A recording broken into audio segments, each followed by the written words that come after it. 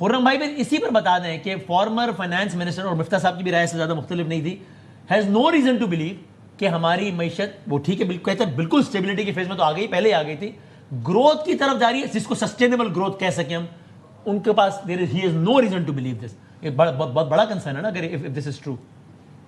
جی جی بالکل. دیکھیں اسد بھائی نے بڑی بہت لاسٹ میں بہت امپورٹنٹ ایک بات کی ہے کہ یہاں پہ نا امپورٹ لیڈ گروتھ کا ایشو بہت بڑا ہے. ہمارا ماڈل یہ بڑا انفارچونیٹ رہا ہے کہ ہم 5-6% کراس کرتے ہیں تو ہمارا کرنٹ اکاؤنٹ جو ہے وہ ہمارے پاس سمپلی پٹ ہمارے پاس ڈالرز نہیں ہوتے پھر, اور ہم سارے قرضے لے کے اور جو ہے نا وہ سارا امپورٹ کر لیتے ہیں, خرچ کرتے ہیں اور پھر انویسٹ نہیں کر پاتے. ایونچولی ہمیں پھر فنڈ پروگرام میں جانا پڑتا ہے. اور اسد صاحب اور مفتیٰ صاحب یہ سارے ڈیل کر چکے ہیں, ان کو تو ہینڈز آن ایکسپیرینس ہے ماشاءاللہ. دوسری بات یہ ہے کہ دیکھیں گلوبل گروتھ جو ہے نا وہ اگر آپ دیکھیں 3.4% 2025 میں جو ہے پروجیکٹ کی جا رہی تھی, اور اب جو ہے 2026 کی جو گلوبل گروتھ ہے وہ 3.1% یعنی کہ نیچے گر گئی ہے. یہ میں بتا رہا ہوں یہ بہت بڑا ڈکلائن ہے کہ 3.4 سے 3.1 پہ آنا. اور مہنگائی کی شرح اگر آپ دیکھیں تو 4.1 پہ مہنگائی کی شرح ایکسپیکٹ کی جا رہی تھی, اور وار کے بعد 4.4 پہ چلی گئی ہے مہنگائی کی شرح. تو دیکھیں پوری گلوبل اکانومی امپیکٹ ہوئی ہے. اور ہمارے یہاں کیا ہوا ہے, ہمارے یہاں گروتھ ریلیٹیولی بہتر ہوئی ہے 3.7% پہ. جیسے اسد بھائی نے بالکل صحیح پوائنٹ آؤٹ کیا کہ گروتھ کے نمبرز پہلے سے ہی ماڈریٹڈ جو ہے نا وہ فورکاسٹ کیے جا رہے تھے, اور یہ خاص کر اس کی وجہ سے ہماری جو انیشیل فورکاسٹ تھی گورنمنٹ پاکستان کی وہ 4% پلس تھی, اور اسٹیٹ بینک کی اگر آپ دیکھیں 3.75 سے 4.75 کے بیچ میں جو ہے گروتھ فورکاسٹ تھی, اور اب جو ہے وہ نیچے آئی ہے. ڈیفینیٹلی جو ایکچوئل گروتھ ہے 3.7 ہے, اور اس کا امپیکٹ 3 بڑے وسیم میں کہوں گا 3 بڑے ایونٹس تھے. پہلا آپ کو پتا ہے ٹیرف کا جو یو ایس ٹیرف کا ایک امپیکٹ تھا پوری دنیا میں بھی آیا, تو اس کا بھی ایک second round third round impact آپ کے پاس بھی آیا. فرسٹ راؤنڈ امپیکٹ بھی تھوڑا تھا. اس کے بعد فلڈس کا بہت بڑا ایشو تھا. آپ کو پتا ہے آپ کی کنٹری میں بہت میسو فلڈس تھے جس کی وجہ سے ایک امپیکٹ آیا. اور اکانومی کا جو نمبر میں آپ سے شیئر کرتا ہوں اس سے نقصان کتنا ہوا, 822 ارب روپے کا نقصان صرف ان فلڈس کی وجہ سے ڈائریکٹ ہوا. انڈائریکٹ امپیکٹ آپ کو پتا ہے آپ اسٹیمیٹ کرتے ہیں اوور ٹائم. تھرڈ جو بڑا تھا وہ وار کا ہی تھا آف کورس, اور اس وار کا امپیکٹ آپ کے پاس بھی. انفلیشن کا نمبر آپ کو بتا دوں جو عام آدمی پہ امپیکٹ پڑا ہے, انفلیشن اگر آپ جولائی سے فروری کا نمبر دیکھیں نا جنگ شروع ہونے سے پہلے تو ایوریج نمبر تھا مہنگائی کا 5.5% سے مہنگائی بڑھ رہی تھی. اور اس کے بعد اگر میں مارچ اپریل اور مئی کا نمبر نکالوں تو 10% مہنگائی صرف 3 مہینوں میں ہوئی ہے. اور آف کورس اس کا یہ امپیکٹ ہے کہ پیٹرولیم پرائسز کتنی بڑی ہیں, انرجی پرائسز بڑی ہیں. یہ تو آپ نے پوائنٹ بتا دیں, لیکن خرم بھائی یہ بتایا نا جو منسٹر صاحب کا دعویٰ ہے, جو کہ ظاہر ہے آپ کا بھی دعویٰ ہی ہوگا نا کہ ہم اسٹیبلٹی سے گروتھ کی طرف جا رہے ہیں, اس آرگومنٹ کو سپورٹ کرنے کے لیے آپ 1-2 پوائنٹ بتایا نا کہ دیکھیں یہ اس بات کا ثبوت ہے کہ یہ ہم ایک سسٹینڈ گروتھ کی جانب چل پڑے ہیں. اس آرگومنٹ کو سپورٹ کرنے کے لیے بتایا نا کچھ. دو ڈفرینسز بتاتا ہوں میں, 2 ڈفرینسز بتاتا ہوں کہ ہم نے 2018 میں کیا کیا, پھر ہم نے 2022 میں کیا کیا, پھر ہم نے ابھی کیا کیا. دیکھیں خاص کر جو لاسٹ تھا نا وہ یوکرین رشیا کی جب جنگ ہوئی, وسیم آپ کو بھی پتا ہے, مالک صاحب کو بھی اندازہ ہے کہ اس وقت بھی جو آئل کی قیمتیں تھی نا وہ $100 سے کراس کر گئی تھی, 120 اور اس سے اوپر چلی گئی تھی. اور اگر آپ ایوریج نکالیں نا 2022 اور 2023 کے بیچ میں انٹرنیشنل آئل کی قیمتوں کی ایوریج نکالیں تو $100 بنتی ہے وہ.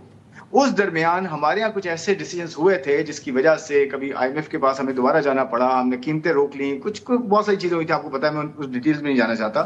اس کی وجہ سے آپ کے یہاں کرنٹ اکاؤنٹ بیلنس کا ایشو ہے, کیونکہ آپ گرو کر رہے تھے, آپ 6% پہ گرو کر رہے تھے اور اس وقت لیکن آپ کا کرنٹ اکاؤنٹ کتنا تھا, کرنٹ اکاؤنٹ ڈیفیسٹ تھا $17 ارب. آج بھی آپ کے یہاں $100 پہ آئل چل رہا ہے, آپ کے یہاں تقریباً 4.5% کی گروتھ بھی ہے. آپ کا فسکل اکاؤنٹ اس وقت یعنی کہ جو خرچی اور ٹیکس کا فرق ہے 8% تھا, 8% ہسٹورک ہائی پہ 2022 کی بات کر رہا ہوں, اور آج آپ کا فسکل ڈیفیسٹ 0.7% ہے, یعنی کہ 1% بھی نہیں ہے آپ کا جو ہے ڈیفیسٹ. کہنے کا مطلب یہ ہے کہ آپ کا اگر کرنٹ اکاؤنٹ کا خسارہ اور آپ کا جو مالیاتی خسارہ ہے فسکل اکاؤنٹ کا یہ بیلنس رہیں تو آپ کی اسٹیبلٹی, یہ بیسک ہائیجین ہے, تو آپ کو یہ جو بڑے بڑے ایشوز, یہ شاکس آپ کو لگتے ہیں یہ آپ جھیل سکتے ہیں اور گروتھ بھی تھوڑی بہت دے سکتے ہیں. تو آپ گروتھ کے ٹریک پہ چڑھ گئے ہیں. اب آپ کو بہت کام کرنا ہے ڈیفینیٹلی, یہ نہیں کہا جا رہا کہ جی سب کچھ ٹھیک ہو گیا, بہت کام کرنا ہے. لیکن میں یہ کہنا چاہ رہا ہوں مالک صاحب ایک سوال کریں گے, آپ کہہ رہے ہیں گروتھ کے ٹریک پہ چڑھ گئے ہیں, مالک صاحب کریں گے سوال. خرم سوال تو 2 ہیں لیکن میں بھی ایک ہی کرتا ہوں, وہ دوسرا زیادہ ٹیکنیکل ہو جائے گا ناظرین کے لیے. پہلے تو یہ بتائیں, بات ہو رہی ہے ایکسپورٹس کی, ڈالر ارننگ کی. ابھی کمال ہوا پاکستان کی, آپ کی جو نیگوشیٹنگ ٹیم تھی انہوں نے اطلاعات کے مطابق IMF کے ساتھ ایگری کر لیا ہے کہ ایکسپورٹ پروسیسنگ زونز نہیں بنے گی اور پہلی بھی جو ہے وہ جلدی ختم کر دیں گے شاید 2030 تک وٹ ایور. اور ایشو یہ تھا کہ 80% ایکسپورٹ ابھی ہوتا ہے اور 20% آپ لوکل مارکیٹ میں اس کا مال بیچ سکتے ہیں. تو میری اطلاع کے مطابق آئی ایم ایف کا اعتراض یہ تھا کہ یا تو 100% آپ ایکسپورٹ کریں, آپ را مٹیریل امپورٹ کریں اور ری ایکسپورٹ کر دیں. لیکن کچھ ویسٹڈ انٹرسٹ اڑے ہوئے تھے اور ان کا اتنا انفلوئنس تھا کہ انہوں نے 80-20 پہ نہیں کمپرومائز ہونے دیا. اور اب ایکچولی ای پی زیز پہ بین ابھی تک ایز وی اسپیک آپ کی نیگوسیشن چل رہی ہیں. لیکن فائنانس والوں سے میں بات کرتا ہوں, وہ کہتے ہیں یار ہم نے تو ایگری کر لیا, اب بعد میں بات کریں گے بجٹ کے. کیا لاجک ہے کہ جس ملک کو ڈالر چاہیے وہ ملک اپنے ہاتھ کاٹ کے دے رہا ہے کہ ہم ایکسپورٹ پروسیسنگ زونز بنانے سے ہم ہٹ جائیں گے, اور آئی ایم ایف کی بات نہیں مانی کہ چلو آپ 100% ری ایکسپورٹ کرو. یہ اس قسم کی پالیسیز کیوں بن رہی ہیں؟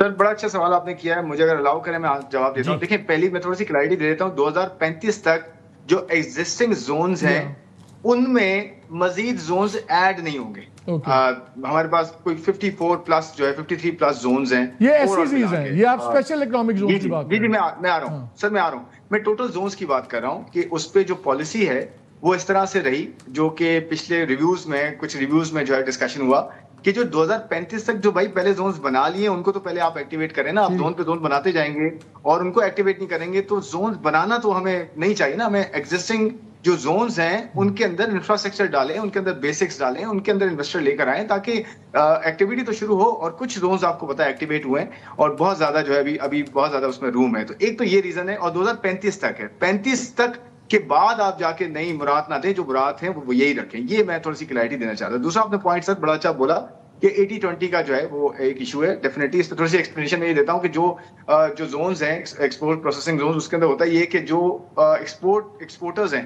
وہ اپنا ایک روم رکھتے ہیں کہ جی اس میں کچھ بہت ساری چیزیں ہو جاتی ہیں, کبھی آپ کا مال ٹھیک نہیں ہوتا, کوالٹی کا ایشو ہوتا ہے, رہ جاتا ہے, تو 20% آپ لوکل مارکیٹ میں بھی شیئر کر سکتے ہیں. تو اس پہ یہ بات ہو رہی ہے. ابھی کوئی ڈیسیژن نہیں ہے کہ کیا اس کو 100% کر دیا جائے اور 100% ایکسپورٹر کے لیے صرف یہ ہو کہ جی زون کے اندر وہ ہے ایکسپورٹ کے لیے ہے اور ٹوٹل وہ ایکسپورٹ کرے گا 100%. اس کو کوئی لوکل مارکیٹ میں دینے کی ضرورت نہیں ہے. نہ وہ یہ چیز ڈھونڈے کہ جی مجھے 20% کی فلیکسیبلٹی ہے اور اس میں کر جاؤں گا. اس پہ بھی بات ہو رہی ہے, یہ بزنس کمیونٹی کے ساتھ ڈسکشن ہو رہا ہے.